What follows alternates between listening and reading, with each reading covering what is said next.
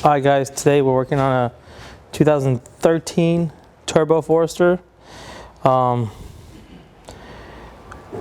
Timing's off, was hit once. We put it all back together, didn't realize the timing's off, so I gotta take a bunch of stuff apart to get to the timing. First things first, this cover needs to come off. Some of them are screw-in clips, some are just pop-in clips. This one's just, they just pop out. There's two in the front. Well, these are put in with these guys, but I think the correct ones are a different clip. Yo. Let's move this out of the way. Next, I'll show you guys how to remove this fan assembly. The water bottle right here, there's a little tiny little tab right here. I don't know if you can see it. If you push on that, let me get a screwdriver, make it easier. Push on this tab and the water bottle just comes out. So it slides in here and then it clips into these guys right here. Then you gotta, when you remove this, this 10 right here, there's another 10 right here. This is only on the turbo models too. It doesn't come on the other models. The radiator is full. Oh, that's gonna be fun.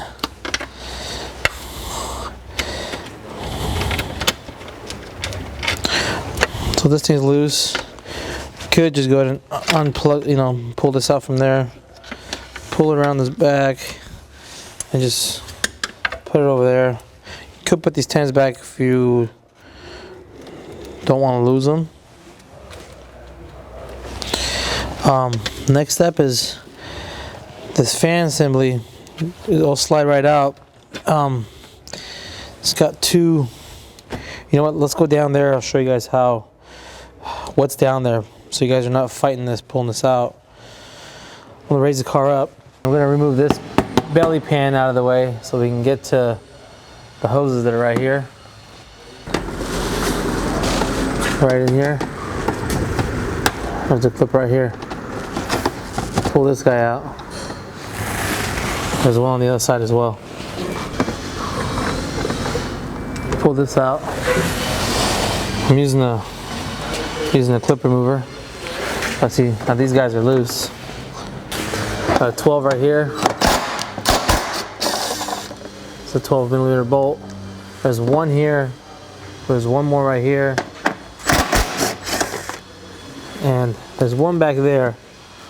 I'm gonna not take that one out and just kind of let this thing hang. So,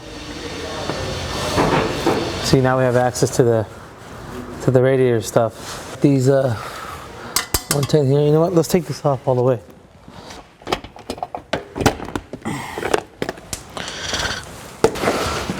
There's a 10 right here. One here.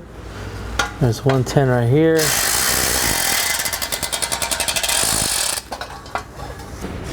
Remember those hoses I was talking about? They're right here. This fan, this guy right here, it's got these hoses, one here and one here, stuck in it. That's why this thing doesn't want to come out all the way. And you have, I don't know if you can see right here, you have a plug. It needs to come undone. There you go. Just push this little pin right here and slide and it'll come out. So now this thing is completely loose. You can pull it out.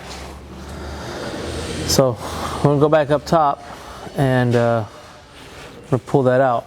But the top radiator hose is gonna be in the way, so there's a spot to drain the radiator right here. We can unscrew this, save all the coolant so we can put it back in, and then we'll pull it apart. If you loosen it, it will eventually start leaking. So I'm gonna lower the car and then take it down, take the bolt out, so we're not putting water all over coolant all over the place. So once I remove the radiator cap,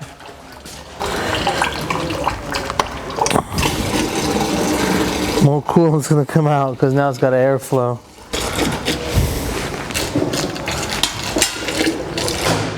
Remember those two hoses down there we pulled off and unplugged? That makes this thing loose.